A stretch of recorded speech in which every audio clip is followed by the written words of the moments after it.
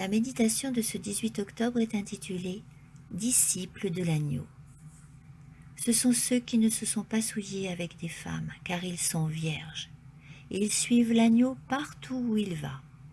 Ils ont été rachetés d'entre les hommes comme des prémices pour Dieu et pour l'agneau, et dans leur bouche il ne s'est pas trouvé de mensonge.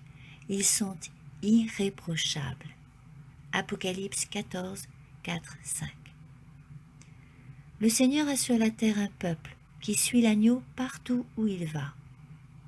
Il en a des milliers qui n'ont pas fléchi les genoux devant Baal et qui se tiendront debout sur la montagne de Sion. Mais ils doivent être fermes sur cette terre, revêtus de toute l'armure, prêts à s'engager dans l'œuvre du salut des âmes qui périssent.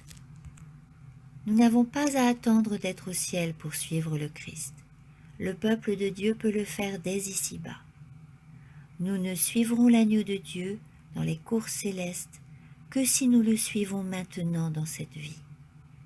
Il ne faut pas le suivre au petit bonheur comme cela nous plaît ou quand nous y voyons un avantage. Il nous faut décider de le suivre dans notre vie quotidienne, suivre son exemple à la manière d'un troupeau suivant son berger en toute confiance. Nous devons le suivre en souffrant pour son nom, disant à chaque pas « Même s'il voulait me tuer, je m'attendrai à lui ». Job 13, 15. Son mode de vie doit être le nôtre et nous devons chercher à être comme lui en tout, car c'est en emmenant notre volonté en conformité avec la sienne que nous le révélerons.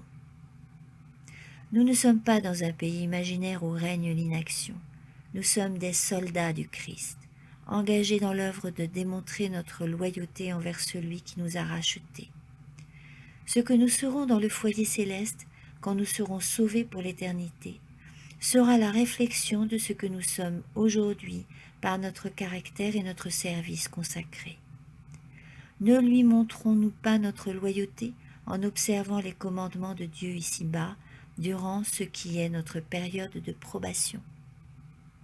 Suivons-nous le Christ avec une honnêteté à toute épreuve, maintenant sans cesse devant nous sa vie de parfaite obéissance, de pureté et d'abnégation, afin qu'en le contemplant nous soyons changés en son image? Nous appliquons-nous à imiter sa fidélité? Si nous apprenons à dire « Sois mon modèle », si par les yeux de la foi nous le voyons comme un sauveur vivant, nous serons fortifiés pour le suivre, puis avec les incorruptibles nous le suivrons dans la vie à venir. En tant que témoins oculaires et affectifs, nous pouvons rendre témoignage de sa majesté, car par la foi, nous avons été avec lui sur la montagne. Amen.